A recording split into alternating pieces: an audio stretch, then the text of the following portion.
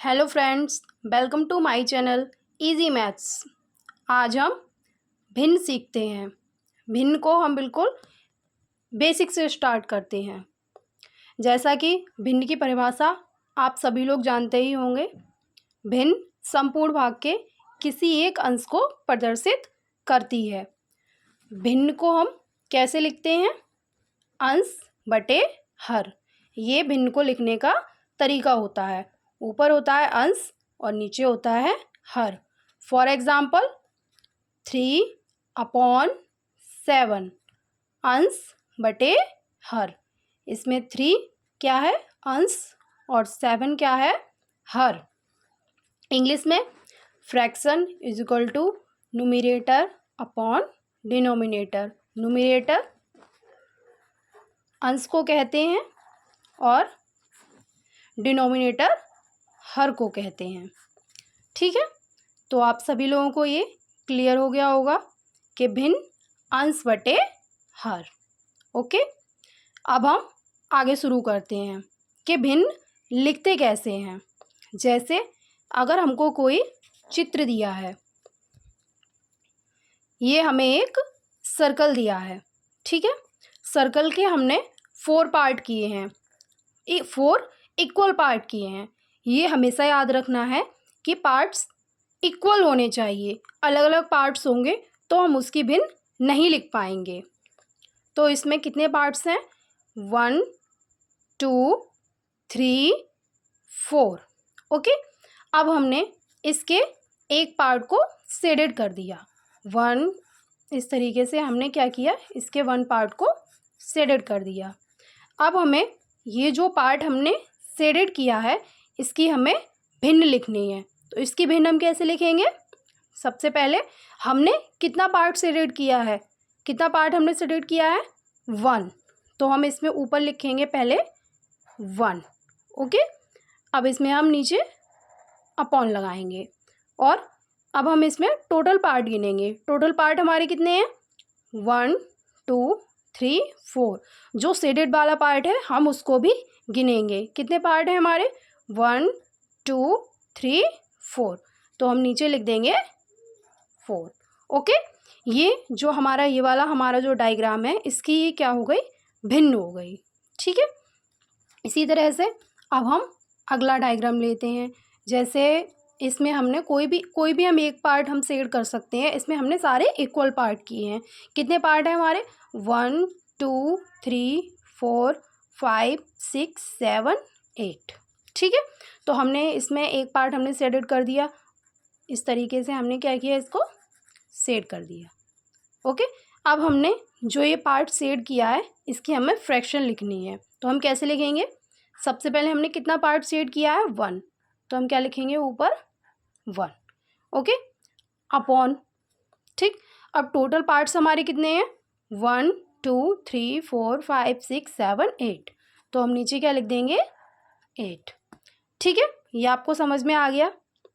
अब अगर हम इसमें 1 से ज़्यादा पार्ट शेड कर दें तो हम ऊपर क्या करेंगे? इसी तरीके से जितने पार्ट ऊपर शेड हम करेंगे उतना हम ऊपर लिख देंगे और जितने टोटल पार्ट्स होंगे उनको हम क्या करेंगे? नीचे लिख देंगे। ओके, अब हम आगे देखते हैं। जैसे कि ये एक ट्राइंगल है, हमने इस ट्राइंगल के 2 इक्वल पार्ट्स किए हैं, 1 2। अब हमने इसमें से क्या किया? एक पार्ट को शेड कर दिया। इस तरह से हमने क्या किया? इसको शेड कर दिया। अब हमने जो पार्ट ये शेड किया है, इसकी हमको फ्रैक्शन लिखनी है। तो हम कैसे लिखेंगे? इसका हमने एक पार्ट शेड किया है तो हम लिखेंगे ऊपर 1 अपॉन नीचे हमने, अब हमारे टोटल पार्ट्स कितने हैं? 1 2। तो हम नीचे लिख देंगे 2। तो ये हमारी क्या हो गई? इसकी फ्रैक्शन। ऐसे ही ये हमारा एक ट्रायंगल है, इसके हमने 3 पार्ट्स किए हैं, 3 इक्वल पार्ट्स किए हैं, 1 2 3। और इसमें से हमने क्या किया? एक पार्ट हमने शेड कर दिया। हम कोई भी एक पार्ट शेड कर सकते हैं, ज़रूरी नहीं है कि हमारा ये ही पार्ट शेड होगा। हम चाहें तो इसको भी शेड कर लें या इसको भी शेड कर लें। ठीक है, तो हमने इसमें एक पार्ट शेड किया है तो हम ऊपर इसको लिखेंगे 1 अपॉन टोटल पार्ट्स हमारे कितने हैं? 1 2 3। तो नीचे हम लिखेंगे 3। ओके, नेक्स्ट अब हम आगे देखते हैं। देखिए, ये हमने एक स्क्वायर लिया है, इसके इसमें हमने स्क्वायर के 2 इक्वल पार्ट्स किए हैं। अब हमें इसके किसी एक पार्ट की फ्रैक्शन लिखनी है। जैसे हमने इस पार्ट को क्या किया, सेट कर लिया, और हमें इसकी फ्रैक्शन लिखनी है, तो हम उस ऊपर इस पर लिखेंगे 1 अपॉन टोटल पार्ट्स हमारे कितने हैं 1 2, तो नीचे लिख देंगे हम 2। ओके, इसी तरीके से ये भी हमारा एक स्क्वायर है, इसके हमने बराबर पार्ट्स कर लिए हैं 4, 1 2 3 4। अब हमने क्या किया, इसमें से एक पार्ट को हमने सेट कर दिया इस तरह से। ठीक है, अब हमें इस सेट पार्ट की हमें फ्रैक्शन लिखनी है, तो हम कैसे लिखेंगे, हमने एक पार्ट सेट किया है तो ऊपर हम लिखेंगे 1 अपॉन टोटल पार्ट्स हमारे कितने हैं 1 2 3 4। ठीक है, तो हम नीचे लिख देंगे हम 4। ओके, ये हमारी इसकी फ्रैक्शन लिख गई। अब मुझे आशा है कि आप सभी को इतनी बात समझ में आ गई होगी। आगे अब हम समझते हैं, अगर हम किसी डायग्राम में एक से ज़्यादा पार्ट्स को सेट कर दें तो हम फ्रैक्शन कैसे लिखेंगे। देखिए, जैसे हमने क्या किया, ये एक हमने सर्कल लिया, इसके हमने टोटल 8 पार्ट्स किए हैं। ठीक है, 1 2 3 4 5 6 7 8। अब हम इसमें से क्या करते हैं, इसके 3 पार्ट्स सेट कर देते हैं। एक हमने ये सेट कर दिया, ठीक है, एक हमने ये सेट कर दिया, और एक हमने ये सेट कर दिया। अब हमें इन सेटेड पार्ट्स की लिखनी है फ्रैक्शन, तो हम कैसे लिखेंगे, देखिए कितने पार्ट हमने सेट किए हैं 1 2 3, तो हम ऊपर लिख देंगे 3 अपॉन हमारे टोटल पार्ट्स कितने हैं 8, तो हम नीचे क्या लिख देंगे 8। तो इस तरह से हम क्या कर सकते हैं, अगर हमारे किसी डायग्राम में अगर हमने इक्वल पार्ट्स किए हैं और उसमें से हमने एक से ज़्यादा पार्ट्स को सेट किया है तो हम उनकी फ्रैक्शन इस तरह से लिख लेंगे। ठीक है, तो आप सभी को इतनी बात समझ में आ गई होगी। अब चलिए आगे देखते हैं। देखिए, अभी तक हमने सिर्फ एक ही आकृति की फ्रैक्शन लिखी थी, उसमें हमने एक ही आकृति ली थी और उसी का शेडेड पार्ट किया था और उसी की फ्रैक्शन लिखी थी। अब हम क्या करेंगे, अब हम एक साथ क्या लेंगे, दो आकृति लेंगे, लेकिन वो दोनों आकृति एक जैसी होनी चाहिए और उनके पार्ट्स भी बराबर ही होने चाहिए। अरे, जैसे हमने सबसे पहले लिया ये स्क्वायर, तो एक स्क्वायर हमने लिया है और दूसरा स्क्वायर हमने ये लिया है, लेकिन देखिए हमारे दोनों स्क्वायर एक से होने चाहिए और उनके पार्ट्स भी हमारे बराबर होने चाहिए। जैसे इसमें हमने किए हैं 1 2 3 4 पार्ट्स और इसमें भी हमने किए हैं 1 2 3 4 पार्ट्स।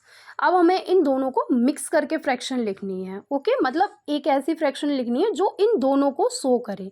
तो देखिए हम कैसे लिखेंगे, देखिए सबसे पहले तो हमें सेडेड पार्ट करना होगा कि आखिर किस पार्ट की फ्रैक्शन लिखनी है। बिना हम सेट किए तो इसको लिख नहीं सकते हैं फ्रैक्शन, तो कैसे करेंगे, पहले हमने एक पार्ट सेट कर लिया इसका, जैसे हमने ये वाला पार्ट इसका सेट कर लिया और इसका भी ये वाला पार्ट हमने क्या कर लिया, सेट कर लिया।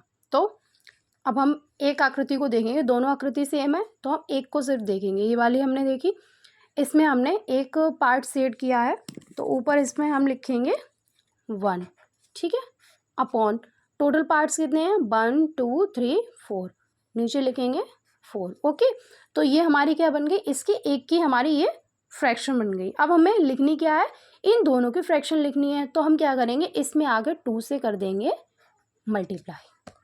ओके, क्या कर देंगे आगे 2 से मल्टीप्लाई, तो ये क्या बनेगी, ये हमारी दोनों इनकी आकृतियों की क्या बन जाएगी, फ्रैक्शन। ओके, ठीक है, हमने क्या किया, इन दोनों आकृतियों को मिला के इनकी फ्रैक्शन लिख दी, तो क्या बन गया 2 × 1/4। अगर हम इसको और अच्छे से लिखना चाहें तो क्या लिख सकते हैं हम, 2 का ऊपर मल्टीप्लाई हो जाएगा, 2 × 1 = 2/4, और इसको हम भिन्न को हम सरल करके लिखेंगे 1/2। ओके, क्योंकि 2 एकम 2 हो जाएगा और 2 दूनी कितना हो जाएगा 4, तो हम क्या लिख देंगे 1/2। ठीक है, ये भिन्न को सरल करना मैं आपको अगले वीडियो में बता दूंगी।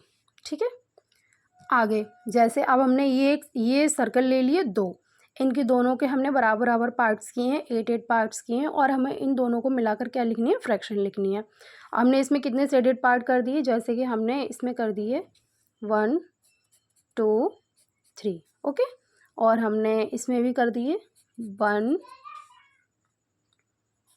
2 और 3। ठीक है, अब हमें इन दोनों को मिलाकर के लिखनी है एक हमें फ्रैक्शन बनानी है। तो हम कैसे बनाएंगे, दोनों चित्रों को नहीं देखेंगे, हमारे दोनों चित्र क्या हैं, बिल्कुल सेम है, हम सिर्फ एक चित्र को देखेंगे। हमने ये वाला चित्र देखा तो इसमें हमारे कितने शेडेड पार्ट हैं, 3, तो हमने 3 लिख दिया ऊपर, ओके। अपॉन टोटल पार्ट्स कितने हैं, 8, तो हमने 8 क्या लिख दिया नीचे। और अब हम आकृतियाँ हमारी कितनी हैं, 2, तो हम 2 का क्या कर देंगे, मल्टीप्लाई, ओके। तो ये हमारी बन जाएगी क्या, फ्रैक्शन। हम इसको अगर आगे और लिखना चाहें तो हम इसको इसमें मल्टीप्लाई कर दें, तो 2 3 6 बटे 8, इसको हम सरल रूप में लिखेंगे तो 6 और 8 दोनों ही 2 के टेबल में आते हैं, तो 2 3 जा 6 होता है और 2 4 जा 8 होता है। तो इसको हम सरल करके इस तरह से लिख सकते हैं। भिन्नों को सरल करना मैं आपको अगली वीडियो में बताऊँगी, ठीक है। हमने ये ट्रायंगल ले लिया, जैसे ऊपर हमारी 2 आकृतियाँ थी, हमने यहाँ पर कितनी आकृति ली हैं, 3 ली हैं। अब 3 में हमने जैसे इस वाले ट्रायंगल का ये पार्ट सेट कर लिया, इसका ए पार्ट सेट कर दिया और इसका भी क्या कर दिया, ए पार्ट सेट कर दिया। अब तीनों ट्रायंगल हमारे सेम है और उनके पार्ट्स भी क्या हैं, सेम है। अब हमें क्या करना है, इसकी फ्रैक्शन लिखनी है। तो कैसे लिखेंगे, सबसे पहले हम एक ट्रायंगल को देख लेंगे, इसका हमारा एक पार्ट सेट है तो हम ऊपर लिखेंगे 1 अपॉन, अब टोटल पार्ट्स कितने हैं, 1 2, तो नीचे हम क्या लिख देंगे 2, ठीक है। और क्योंकि अब हमारे ट्रायंगल टोटल ट्रायंगल कितने हैं, 1 2 3, तो हम 3 से क्या कर देंगे इसमें मल्टीप्लाई, ओके। हम इसको क्या लिखेंगे 3 इंटू 1, तो 3 1 जा 3 अपॉन 2, ओके। ये हमारी बन जाएगी फ्रैक्शन, ठीक है। अब मैं ये आशा करती हूँ कि आप लोगों को ये सब समझ में अच्छे से आया हो। और ये जो हमने 3/2 फ्रैक्शन लिखी है, इसको हम लाइक फ्रैक्शन या सम भिन्न नहीं कह सकते इसको, ये और तरह की भिन्न होती है, इसके बारे में मैं आपको अगली वीडियो में बताऊंगी। जो भी साधारण भिन्न होती हैं उनका हर हमेशा अंश से बड़ा होता है, लेकिन ये हमारी ऐसी भिन्न निकल कर आई है जिसका अंश क्या है, बड़ा है और हर क्या है, छोटा है, ठीक है। तो ऐसी भिन्न को हम मिश्रित भिन्न के रूप में लिखते हैं। तो इससे अगली वीडियो में मैं आपको भिन्नों के प्रकार पढ़ाऊँगी। अगर आपको मेरी वीडियो पसंद आई हो तो इसको लाइक करें और मेरे चैनल को सब्सक्राइब करें, और मेरी वीडियो पूरी देखने के लिए thank you for watching. Next video तक के लिए बाय बाय, ओके।